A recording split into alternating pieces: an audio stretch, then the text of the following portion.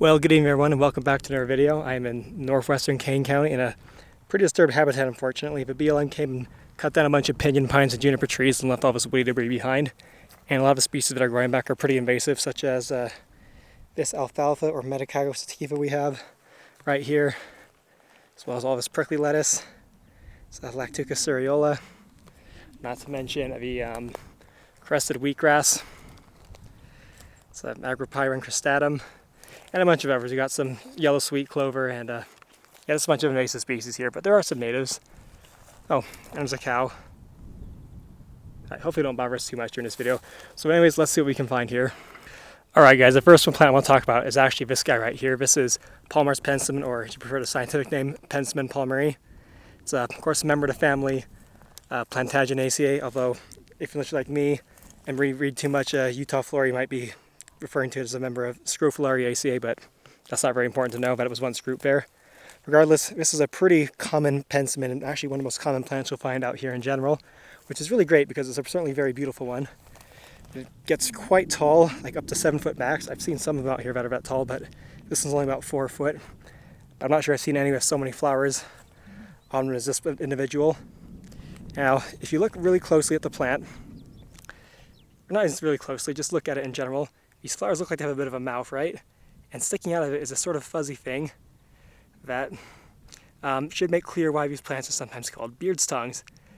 It's most people just call them Penstemon anyways, even common name fans seem to refer to them all as Penstemon. But once upon a time, these were more commonly called beard's tongues, and it should be easy to see why because of the sterile stamens sticking out of the mouth.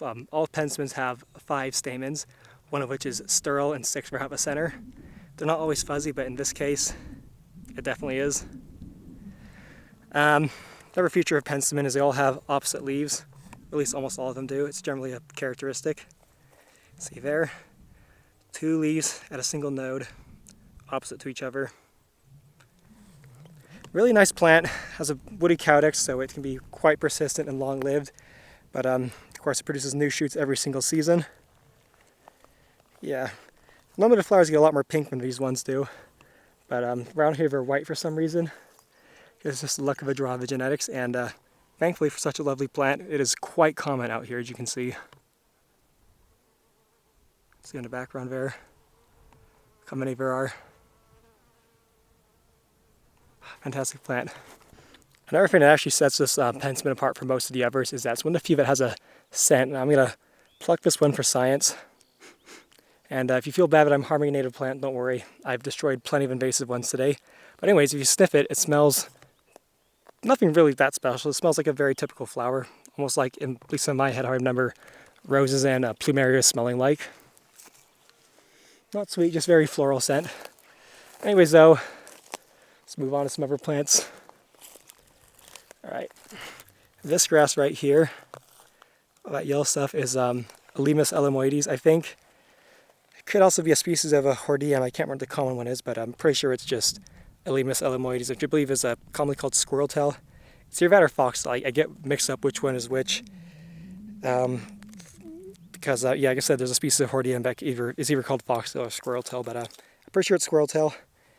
Regardless, it is a native grass, but it's not a very well liked one because the awns, you can see all over it, are quite... They're not very good forage for cattle or anything really. Deer avoid them, cows avoid them.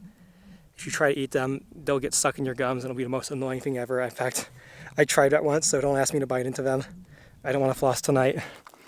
Well, okay, I will floss tonight, but you know what I mean. I don't want to have to do it badly. Alright. You know, I really don't want to make a video on invasives today, but I'm kind of running out of options of what to talk about here. I'm a bit annoyed that the BLM actually cleared out all the nice native plants, or not even that, they just cleared out the Pinyon-Juniper and nothing native grew back in its place. Regardless, this is what I talked about a bit earlier. There's a lot of it growing right here. It's prickly lettuce of a Lactuca serriola. As the name implies, it is very closely related to lettuce. It's part of the same genus. In fact, this is actually either its closest relative to domesticated lettuce or the actual species it was domesticated from. I'm not sure how people thought it would be a good idea to eat this. It is indeed covered with these annoying prickles on them a lot of the time, and it tastes like crap.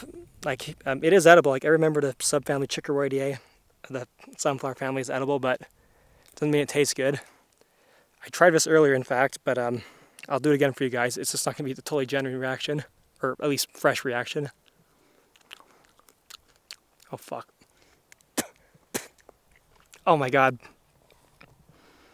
Okay, to give you an idea what it tastes like, imagine biting into a lettuce, and you know, maybe you didn't pay attention to the flavor of lettuce. It barely has any flavor, of course, but when you bite into it, it maybe has a very slight bitterness to it.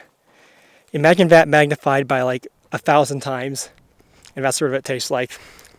It is insanely bitter and extremely unpleasant to eat. I have no idea how anyone decided to domesticate it, but thanks, I guess. It's never one growing right. They're not blooming yet. They tend to bloom more in like late July, which you're getting to. It's July 19th and early August, but just not quite its time yet. Well, don't really want to talk about the sagebrush. Looks like it could be basin big just based on the size, and the unevenness of its crown, but that's kind of hard to tell, honestly, without looking closer at it. I don't really care. What else is there?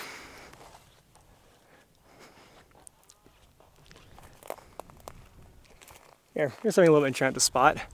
Most of the Colorado Plateau, of course, is sedimentary rock that's, you know, been deposited for hundreds of millions of years and is now only just being eroded away.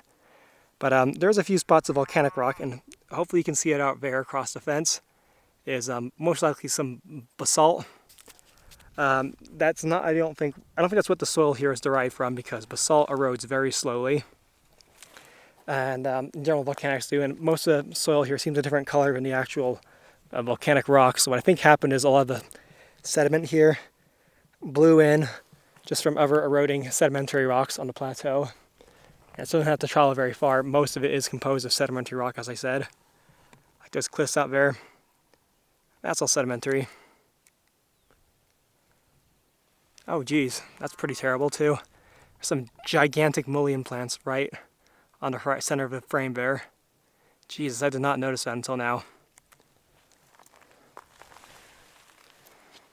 Again, I don't want to cross this fence to go and find them for you guys, but yeah, oh my gosh, those are enormous. You get so much toilet paper off of those.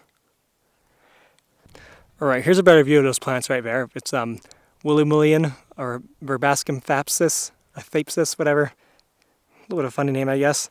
But the plant's not that funny because it's super invasive in the Americas. The entire genus of Verbascum is native to Europe. Oh, there's some more nearby ones. Regardless, those ones are pretty big. They don't normally get like 6 foot tall, those ones seem to be from this distance. And yeah, I don't know what to say about them. All I can say is they make really nice toilet paper. Probably softer than you'll find in any store, actually. It's pretty incredible stuff, but that's really all about it's good for, and really underscores what I think about this plant. Oh well, I'm sure it'd be nice to see it in its native habitat. I don't sound too much like the Joey Santor or Crying Pays Botany doesn't, but it's just really, I do agree with him a lot there about invasive plants. I'm strongly against them. I don't care if this has any medicinal uses. I'd rather just not be growing wild outside. If it does have medicinal uses and herbalists like it, that's great, but just like grow it yourself, seriously. I don't think the rest of nature has to be subjected to all these terrible invasive plants. There you go, that's a nice up close one. So I see the yellow flowers on it. Man, I'd love to just climb over there and pull them all up, but again, I don't know if this is private property or not. I don't want to be trespassing today. Well guys, this video's been a bit disappointing, I think, with all these invasive species. But I want to end on a more positive note with this guy. This is Artemisia munita, so known as the armed prickly poppy, or chicolote, at least according to Utah Wildflowers app, it can be called that. Regardless, it should be very obvious why it's got that name. It's absolutely covered in prickles here. It's quite visible. The only thing that doesn't seem to be prickly about it is the flower, which is actually quite soft and delicate to the touch. I haven't talked much about the poppy family. This is what a typical poppy flower looks like. In fact, I don't think I talked about the poppy family at all on this channel. Regardless, it's got multiple stamens, all arranged as such, and a few very large petals. Not exactly sure what unites the family, but certainly part of it. And I wonder if this is overkill, because I know at least some poppies are quite toxic. Like, that's sort of the point of the opium poppy. And it's producing, you know, well, opioids. So that's supposed to be toxic, but regardless, It's a very beautiful plant for sure. And when I'm sure this cow's grazing on it quite well. Oh, the rest will look cool. Oh shit, never mind. I thought I saw a caterpillar, but I didn't. Alright. Thanks for watching. See you next time. I think it's time to end this video.